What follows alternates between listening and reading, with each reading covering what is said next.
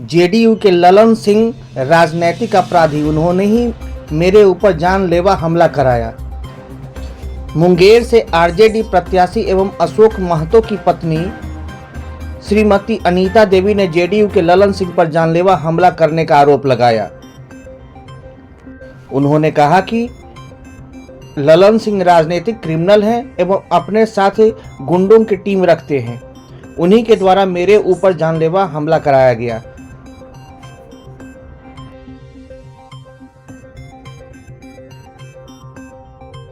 गौरतलब है कि अनीता देवी कथित बाहुबली अशोक महतो की धर्मपत्नी है।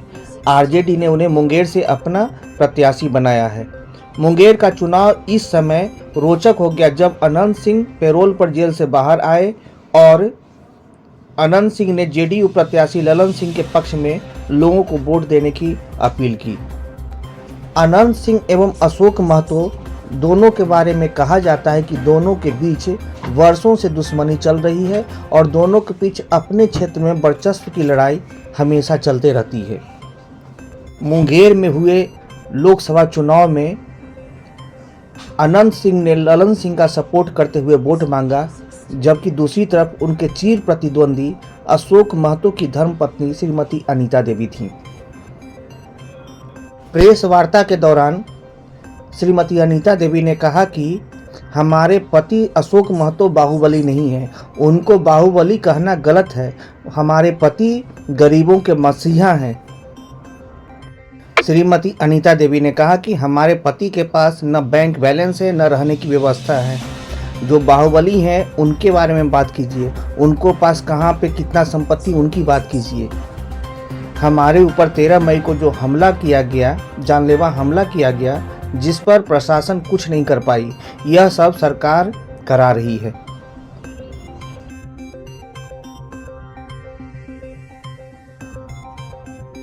जानलेवा हमला हुआ है ये, और ये षड्यंत्र कारी जो हैं विरोधी उन्होंने करवाई गई है। और उसके बाद जब मैंने केस दायर किया तो उन्होंने काउंटर केस बनाया कुछ दिनों बाद। आप समझ सकते हैं कि क्या इतने बाहुबलियों का जो उनके पास जत्था है, जिन्होंने गलत तरीके से, क्योंकि इनके यहाँ तो बाहुबली मेरे पति को कह रहे हैं, बाहुबली मेरे पति हैं, जिनके पास जो पीड़ित मानवता के मसीहा कहे जाते हैं, पूरी कौम उन्हें आदर करती है, सम्मान करती है। और आज उनके पास उनसे मेरी शादी हुई है, मैंने उनसे शादी करी है, इसलिए नहीं कि वो एक बाहुबली हैं, उनकी एक अच्छी परिचय है, समाज पूरी कौम जानती है। मैं बहुत भाग्यशाली मानती हूँ अपने आप को। ना आप लोग लेना है वही तो फिर मैडम आपके साथ चुनाव के दौरान आपके साथ बहुत समय हो जाएगा, ज़्यादा फिर नहीं बोला। जो सवाल है ना उसी का मेरे जवाब साथ दीजिएगा। जो हमला हुआ है वो जानलेवा हमला हुआ है ये, और ये षड्यंत्र कारी जो हैं विरोधी उन्होंने करवाई गई है। और उसके बाद जब मैंने केस दायर किया तो उन्होंने काउंटर केस बनाया कुछ दिनों बाद।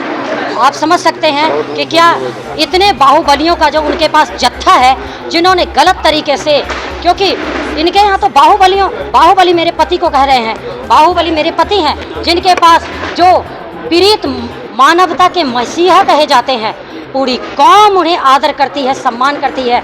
और आज उनके पास उनसे मेरी शादी हुई है, मैंने उनसे शादी करी है, इसलिए नहीं कि वो एक बाहुबली हैं, उनकी एक अच्छी परिचय है, समाज पूरी कौम जानती है। मैं बहुत भाग्यशाली मानती हूँ अपने आप को। बाहुबली तो यही बोला जा रहा है कि वहाँ जो चुनाव हो रहा था वहाँ दो बाहुबलियों के बीच हो रहा था, एक तरफ अनंत सिंह, दूसरी तरफ आप देखिए, हमारे पति को पहले अशोक महतो जी को बाहुबली जो कह रहे हैं, अननेसेसरी का बाहुबली कहना बंद कीजिए। मेरे पति बाहुबली नहीं हैं, मेरे पति बाहुबली नहीं हैं। बाहुबली जो है ना, उनका आप खंगालिए हिस्ट्री, उनकी हिस्ट्री खंगालिए, उनके पास कितनी क्या क्या है वो खंगालिए। मेरे पति पर ना उनको रहने की व्यवस्था है, ना उनके पास कोई बैंक बैलेंस है, और वो कितने जिम्मेदार कर्मठ इंसान हैं और कितने डिवोटेड इंसान हैं, कितनी कौम पीड़ित मानवता के मसीहा हैं और कितनी कौम उन्हें आदर करती है। इस सब का आकलन कीजिए। बस कह देना है बाहुबली बाहुबली, इससे काम नहीं चलेगा। पूरी कौम जान रही है अब अशोक महतो जी को। आपके साथ जो घटना हुई, मेरे साथ जो घटना हुई है, जानलेवा जो हमला हुई है 13 मई को, मुझे तो 13 मई को ही समाप्त कर देने की पूरी साजिश रची गई थी षड्यंत्रकारियों से, जिसके हाथ में प्रशासन है। तो प्रशासन को चकनाचूर करना, अपने स्तर से अपने तरीके से यूज करना, इस्तेमाल करना, कौन सी बहुत बड़ी बात है। और सरकार जो बैठी हुई है वो मूक दर्शक बनी हुई है और वही करवा रही है सब कुछ।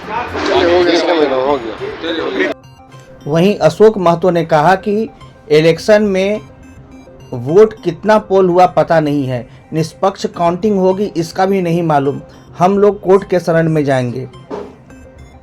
इस इलेक्शन में पूरा प्रशासन ललन सिंह के फेवर में काम कर रहा था। एडीएम डीएम सभी लोग हमारे कार्यकर्ताओं को, आरजेडी कार्यकर्ताओं को ज़बरदस्ती मारपीट कर रहे थे। उन्होंने कहा कि और इसके लिए हम लोग कोर्ट का शरण लेने के लिए भी जा रहे हैं और निष्पक्ष काउंटिंग, क्या लगता है वहाँ खेला हो जाएगा? चला जरूर करने के लिए तैयार अभी है। मैडम जो आरोप लगा रही थी उनके बारे में आप क्या कहेंगे? बिल्कुल सही आरोप है, उसके साथ जो हुआ लगावेंगे नहीं।